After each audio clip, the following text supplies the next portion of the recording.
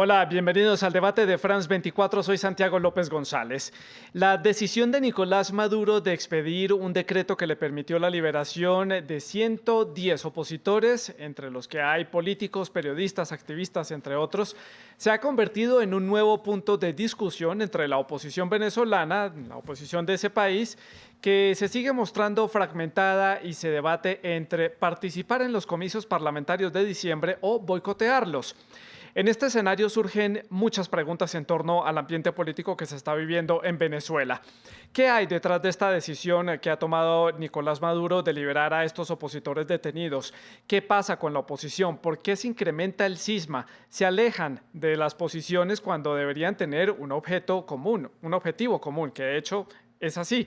¿Cuál es el panorama político que se está viviendo en Venezuela? ¿Qué busca el gobierno? Lo vamos a analizar aquí en el debate de France 24. Y para eso hemos invitado a Natasha Rojas. Ella es docente de Relaciones Internacionales en la Pontificia Universidad Javeriana. Se conecta a este debate desde la ciudad de Bogotá, en Colombia. También está con nosotros Paulina Fachin. Ella es abogada, profesora y activista de derechos humanos. Se encuentra en la ciudad de Lima, en Perú. Y también va a participar en esta mesa Víctor Mijares, profesor de Ciencia Política de la Universidad de los Andes. También se conecta a este debate desde la ciudad de Bogotá, la capital colombiana. También queremos conocer cuáles son sus opiniones y sus preguntas. Pueden unirse a este debate a través de las redes sociales, @France24-ES y @Santilogo. La etiqueta es numeral el debate F24. Pues tenemos el tema, tenemos muchas preguntas por delante. Quiero comenzar con Natasha. Natasha, gracias por estar de nuevo aquí en France 24. ¿Y cuál puede ser entonces, desde su punto de vista, la estrategia de Nicolás Maduro? ¿Qué hay detrás de esta liberación, de este indulto dado por el presidente del gobierno de Venezuela? Bueno, yo creo que hay dos líneas que están relacionadas con esta decisión de Nicolás Maduro. Por un lado, seguir el juego, la idea de legitimar estas supuestas elecciones ante la comunidad internacional. Y por otro lado, porque constantemente sabe que cuando hace ese tipo de acciones frente a la oposición, logra dividirlas y en este caso, como bien estaban comentando, la división frente a la posibilidad de participar o no en el proceso. Y Paulina, desde la capital peruana, su opinión, ¿cuál sería la estrategia de Nicolás Maduro para haber expedido este decreto de haber liberado a estos 110 opositores? Bueno, Nicolás Maduro lo que nos dio a conocer el 31 de agosto fue una liberación de presos políticos y en el cual da dos mensajes, uno interno y uno externo. Hacia la comunidad internacional, el mensaje que está enviando es que él no es tan malo, que él no es tan rígido, que él no es tan dictador y que está dispuesto a liberar a estas personas que han sido catalogados como presos políticos. Y al nivel interno, lo que está buscando definitivamente es lograr fraccionar aún más a la unidad que ya ha estado lamentablemente fraccionada, a pesar de que toda la unidad, y yo creo que la mayoría de los venezolanos tenemos un objetivo común. Natasha, ¿qué tanto le puede creer la comunidad internacional a estas verdaderas o supuestas intenciones que tiene Nicolás Maduro, más allá de los países que han respaldado su gobierno, como Rusia, como China, como Turquía, Irán? La comunidad internacional, ¿cómo está viendo esta acción por parte del gobierno en Caracas? Bueno, creo que aunque parezca increíble e incluso con la actualización del informe del Alto Comisionado de Naciones Unidas, creíamos que ese tipo de estrategias ya no producían los efectos que ellos creían en la comunidad internacional. Creo que las noticias de los últimos días, incluso el pronunciamiento de la Alta Comisionada, indican que aún funcionan. Y como bien acababan de comentar, esto da la señal que es el régimen el que quiere negociar y si la oposición no se acerca, ya es esta oposición la que van a empezar a catalogar también de ser antidemocrática y parece que el juego les empieza a funcionar un poco, al menos al mover la opinión pública, donde todos sí hablan de presos políticos, hablan como si realmente se hubiese producido un indulto en este caso. Paulina, en materia de derechos humanos, ¿esto cómo beneficia a Venezuela, que es un país fuertemente señalado por los organismos internacionales precisamente por violar los derechos humanos? La oposición también los ha criticado desde diferentes ángulos en torno a este tema. indulto, si se le puede llamar verdaderamente un indulto, ¿cómo se toma en la materia de derechos humanos a nivel internacional? ¿Cómo entender esto? Bueno, lo primero que hay que decir es que esto no se trata de un indulto desde el punto de vista estrictamente jurídico y legal. No se trata, los indultos los otorga siempre un juez, siempre el presidente de la República, pero tiene que haber una sentencia firme de un juez. Y en estos casos, solamente 7 casos tienen sentencia de los 110 personas que fueron escarceladas, que no todas estaban en prisión. Recordemos que algunas se encontraban en embajadas, por ejemplo, como la de Chile, que es el caso de Freddy Guevara. Hay otras personas que tenían procesos abiertos, más ninguno, solamente 7 personas estaban sentenciadas. Entonces, llamar indulto como tal desde el punto de vista estrictamente jurídico es incorrecto. Debería decirse sobreseimiento de causa, pero el sobreseimiento de causa lo tiene que dar el Poder Judicial y no el Poder Ejecutivo como se ha dado en Venezuela.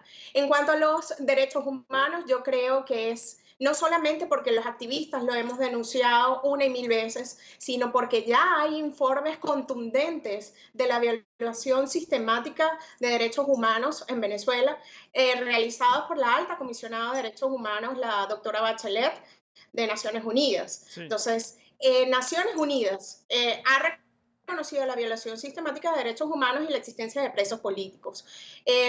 Lamentablemente, gran parte de la comunidad internacional está viendo esto como algo positivo. Desde el punto de vista meramente humano, obviamente nosotros celebramos como activistas que estas personas hayan sido liberadas porque estaban injustamente apresadas. Natasha, ya retomo con usted el tema político. Quiero hacerle una última pregunta a Paulina en torno a este tema de los derechos humanos.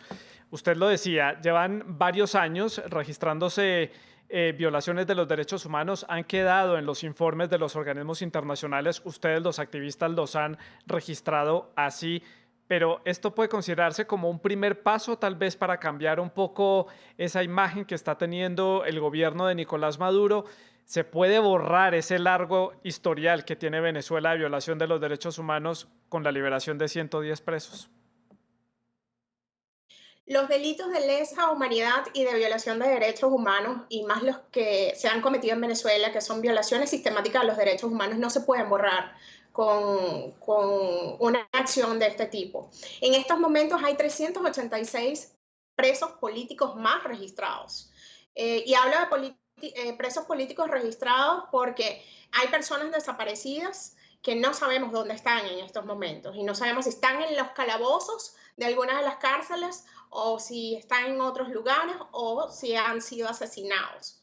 Entonces, la cifra oficial, según el Foro Penal venezolano, que viene haciendo los estudios importantes al respecto, son 386 muertos, 386 presos políticos, perdón. Entonces, la situación, yo no creo que limpie el nombre de Nicolás Maduro como violador de derechos humanos y como desde hoy, digamos que en Venezuela no habían presos políticos porque siguen habiendo presos políticos y lamentablemente van a seguir habiendo presos políticos mientras tengamos un régimen de este tipo dirigiendo al gobierno venezolano o al régimen venezolano, como debe decírsele. Yo hago la aclaración que cuando digo borrar, pues claramente esto está en los informes de los organismos internacionales. Lo digo es porque olvidamos rápido, entonces dejamos de lado como sociedad este tipo de hechos y empezamos a darle una nueva mirada a estos acontecimientos que están pasando recientemente, pero los hechos y las violaciones están en los informes de los organismos internacionales y pues de ahí son imborrables. Hago esa aclaración. Natasha, retomo la conversación con usted y hay una pregunta que surge y queda en la mesa y es una gran preocupación fuera de las fronteras de Venezuela y es la división de la oposición. Nuevamente están otra vez fragmentados, nuevamente hay tiros de un lado hacia el otro entre María Corina Machado, Enrique Capriles y Juan Guaidó, que es el presidente de la Asamblea Nacional. ¿Por qué se mantienen estas diferencias? ¿Por qué si el objetivo es común, por qué no hay una unidad? ¿Y por qué este tipo de hechos fragmenta más? Bueno, creo que esto sigue siendo una imagen de lo que constantemente ha ocurrido. Tratamos incluso de convencernos de una unidad, pero en términos reales nunca la hemos vivido. Este fraccionamiento, digamos que lo que ha hecho es tener una clara división, una clara frontera en los últimos años. Claramente aquí hay que tratamos y como bien decías, olvidamos muchas cosas que hace el régimen y olvidamos lo que ocurrió en las últimas elecciones legislativas, donde si bien la oposición decide participar, gana la mayoría de los escaños, después ellos hacen uso de un tribunal, hacen uso del Poder Judicial para invalidar todas sus decisiones, una asamblea que durante todo su ejercicio ha estado invalidada, rompiendo todo el Estado de Derecho. Entonces creo que si tenemos claro que en Venezuela no hay Estado de Derecho, que estamos hablando de un régimen no democrático, es muy difícil pensar que una salida electoral es posible. Y creo que ese ha sido digamos, el gran debate en la oposición, también un poco llevado por la misma presión internacional, donde buena parte de la comunidad internacional, como bien decía Paulina, va a generar ese efecto de creer que el régimen en esta ocasión sí quiere negociar, quiere acercarse, quiere diálogo y vuelve a generar esta división de cómo se viene dando como este apoyo y que continuamente lo hemos vivido en los últimos años. Incorporó a esta conversación a Víctor Mijares, que lo presenté al inicio del programa, ya está con nosotros, él es profesor de Ciencia Política de la Universidad de los Andes en la ciudad de Bogotá.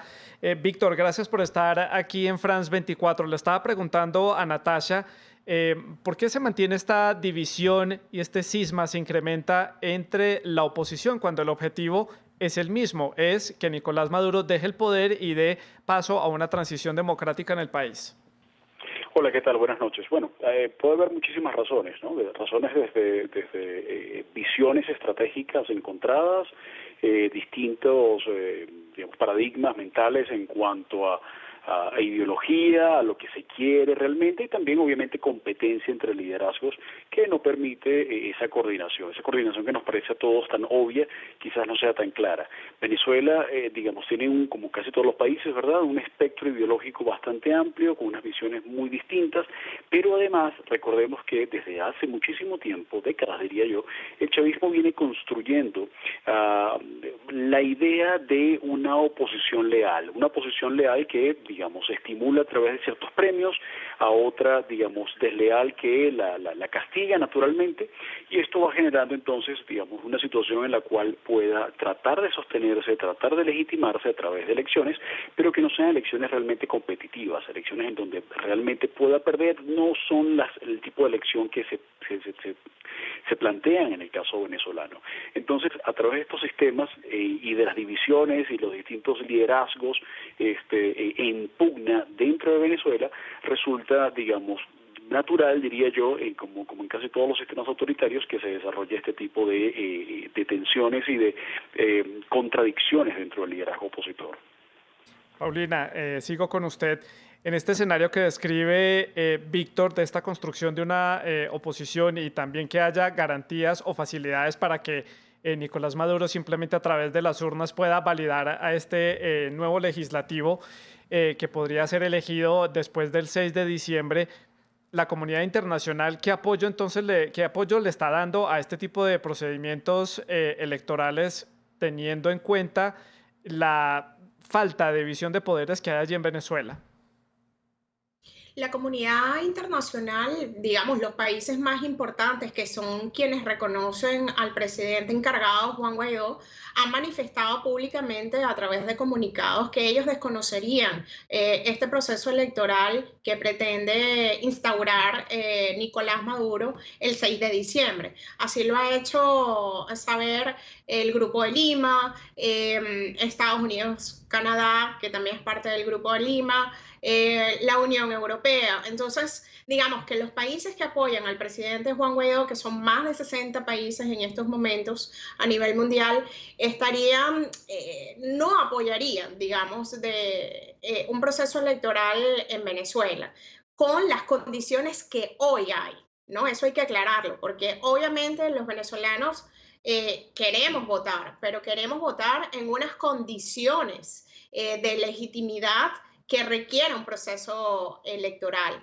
Y dentro de las condiciones que requiera un proceso electoral, justamente es la participación de observadores internacionales y una larga lista de cosas que deben cumplirse en Venezuela, desde un nombramiento legal de los rectores de ese proceso electoral y el cumplimiento de la norma y la legitimación de los partidos políticos, entre otras muchas cosas que hay que tomar en consideración para llevar adelante un proceso electoral transparente, equilibrado, bajo la normativa constitucional venezolana y dentro de los parámetros internacionales aceptables.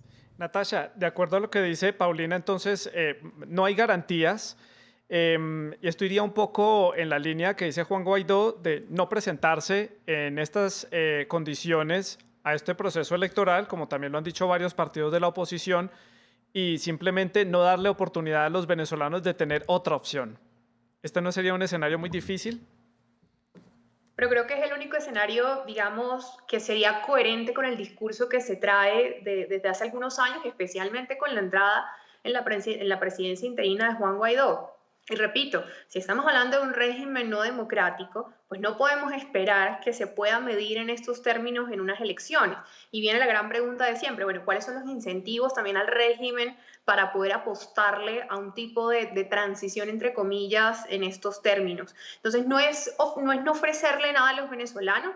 Por supuesto, comparto la idea, creo que el escenario ideal sería una transición en términos democráticos y lo menos violenta posible, pero con las condiciones actuales no hay opción a volverse a presentar y esto, digamos, sería incoherente con lo que vienen planteando en los últimos años, porque si yo estoy diciendo que aquí no hay Estado de Derecho, no hay división de poderes, no hay garantías, ¿cómo es que yo me voy a presentar a un proceso? Desde el mismo momento en que yo me presento al proceso, empiezo a darle validez. Y entonces cuando los resultados no sean como los que esperamos y sabemos todos cuáles van a ser los resultados, las elecciones se van a dar llamándolo elecciones, digamos, en los términos del régimen y sabemos los resultados que van a tener, entonces, ¿con qué cara y con qué discurso se le va a decir a la comunidad internacional que esto fue fraudulento? Sí. Natasha, eso me lleva a la posición que tiene Enrique Capriles, que él sí está apostando por participar, no él, porque está inhabilitado para participar en este tipo de comicios, pero sí que los venezolanos tengan alguna representación de los partidos de oposición para tener una opción para votar. Eso entonces rompe con la intención y con lo que usted dice. Participar es reconocer que ese proceso es válido.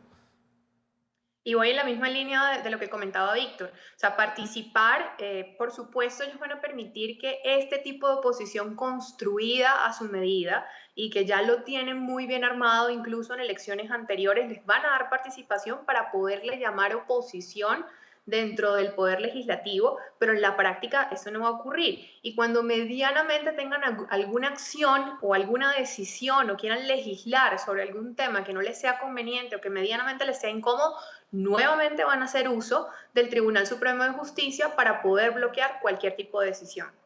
Víctor, su opinión frente a esta división que hay de la oposición en este punto de vista. Guaidó dice no participar, Enrique Capriles le apuesta por participar.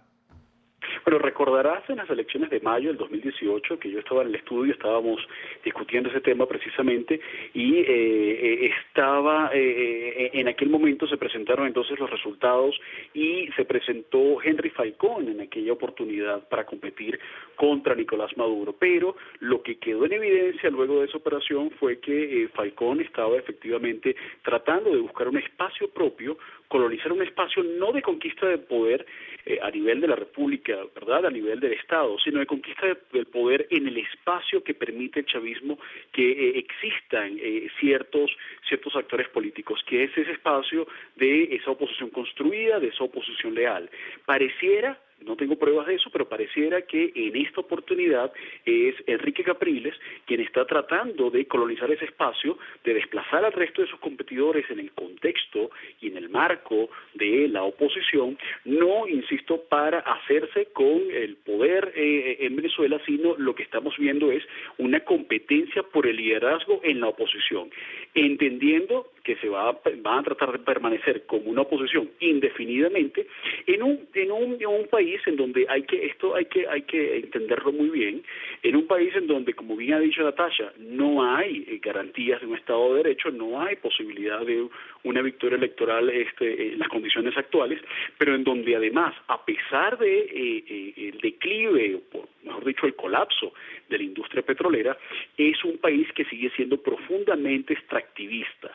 Esos países que son profundamente extractivistas, hay una centralización del poder político, el poder económico y el poder militar. Y en esa centralización lo que vemos es una redistribución de renta de la mano del Estado, de quien controla el Estado, la persona o el partido que controla el Estado. Y a partir de allí, es por eso que en estos países, digamos, altamente extractivistas, lo normal es un régimen autoritario que distribuye la renta, distribuye ciertos beneficios, distribuye espacios políticos y permite la subsistencia de una oposición que se acomoda a esa situación y que puede tener algún tipo de beneficios en materia política, digamos, controlando algunas alcaldías y gobernaciones, teniendo alguna participación en la Asamblea Nacional, pero que teniendo, digamos, alguna participación en el sector económico que es claramente dominado por el sector público, sí, pero en donde no existe posibilidades, al menos a la vista, de una transición hacia la democracia en Venezuela, no bajo este esquema. Y sería una oposición prácticamente inofensiva en ese escenario, en ese eventual escenario. Para esta siguiente ronda sigo con usted, Víctor, me mantengo con usted. Quiero preguntarle por esos supuestos diálogos que han estado supuestamente teniendo lugar entre Nicolás Maduro o su gobierno con el respaldo o apoyo del gobierno de Turquía. Enrique Capriles ha dicho ya que no participó en esa supuesta mesa de diálogo. No hay información al respecto, pero es la información que se ha movido en los medios de comunicación. ¿Puede haber una negociación detrás de escena entre la oposición y este gobierno que no sea oficial, que esté fuera, como digo, detrás de la escena? A ver, lo primero es la definición de oposición, que como ya sabemos está fragmentada, está dividida de distintas formas digamos, entonces antes de hablar de oposición habría que hablar de distintos frentes opositores, y eso es algo que viene ocurriendo en Venezuela desde hace mucho tiempo.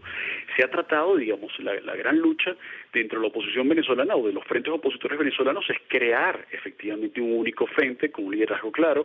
Eso, digamos, ha tenido distintas formas de organización, pero a la larga termina fallando precisamente porque hay una capacidad de el Estado venezolano controlado por el PSUV, controlado en su momento por Hugo Chávez, luego por Nicolás Maduro, una capacidad de quebrantar esa unidad a través de algunos, digamos, insisto, premios, castigos, la posibilidad de abrir espacios a ciertos grupos políticos, pero también ha habido una interesante y muy importante forma de participación de otros regímenes autoritarios que de algún modo han servido también como, exportadores de técnicas autoritarias en el caso venezolano, en servicios de inteligencia cubanos, por ejemplo, o las formas en las cuales, digamos, el mismo Vladimir Putin ha aplastado a su oposición en Rusia, han sido formas también que se han practicado en Venezuela desde hace algún tiempo. Ahora bien, estas negociaciones, alguna negociación que podría abrir el espacio, yo lo veo muy difícil, incluso en el caso de negociaciones con países democráticos, como ha sido el caso, por ejemplo, de Noruega y otros países interesados, incluso ONGs en los Estados Unidos que han llevado adelante una campaña muy fuerte para que se dé esta negociación. Sí. Y esa negociación y esa incapacidad tiene que ver precisamente con las asimetrías de poder. Las asimetrías de poder en un país como Venezuela, en donde el gobierno controla todo, la oposición no controla nada, difícilmente pueden llevar a algo, porque no hay en este momento capacidad para que ninguna fuerza dentro de Venezuela, y pareciera que no hay voluntad para que ninguna fuerza fuera de Venezuela desplace al chavismo. En esas condiciones, pareciera más bien que cualquier forma de negociación sería tratar de recobrar alguna sensatez económica, sí, pero difícilmente desplazar al chavismo como fuerza hegemónica en Venezuela.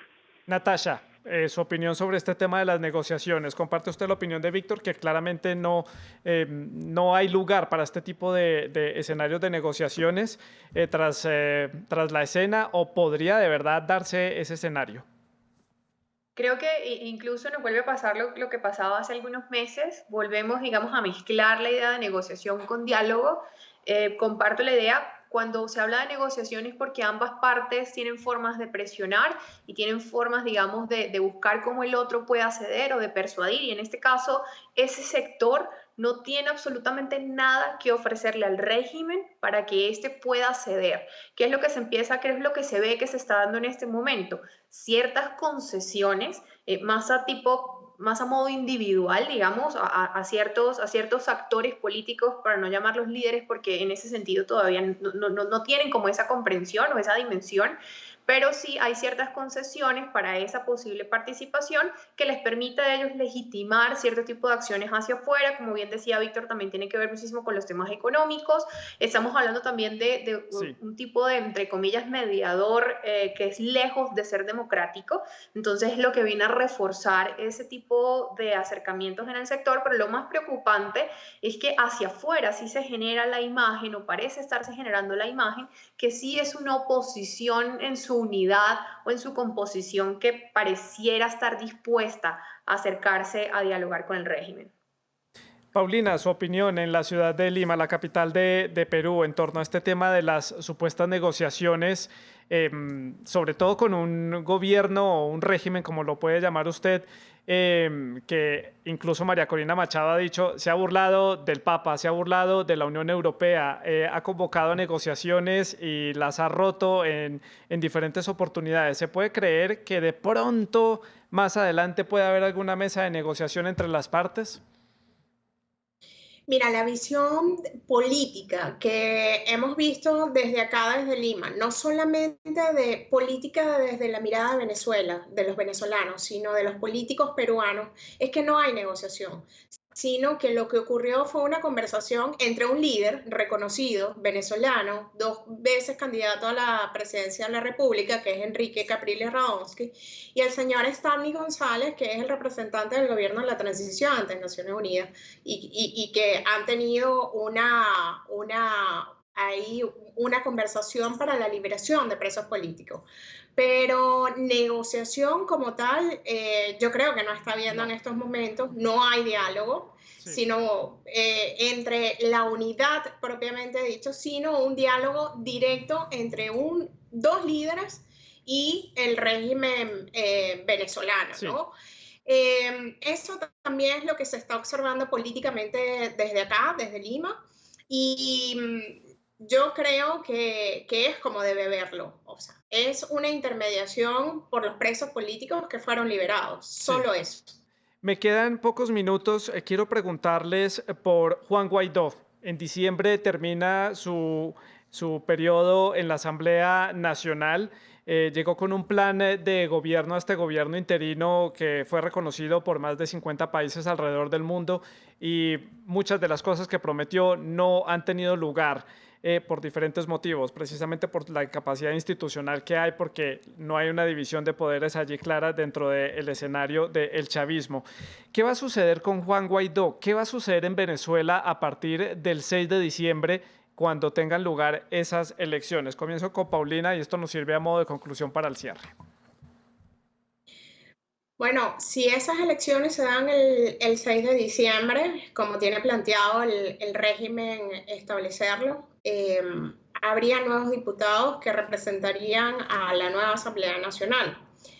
Eso si fuéramos a un país completamente democrático, cosa que no sucede. Recordemos que en Venezuela ya tenemos una situación muy sui generis. Sí. El periodo definitivamente de los legisladores que hoy están ejerciendo sus cargos, entre ellos Juan Guaidó, según la Constitución, acaba el 31 de diciembre del 2020.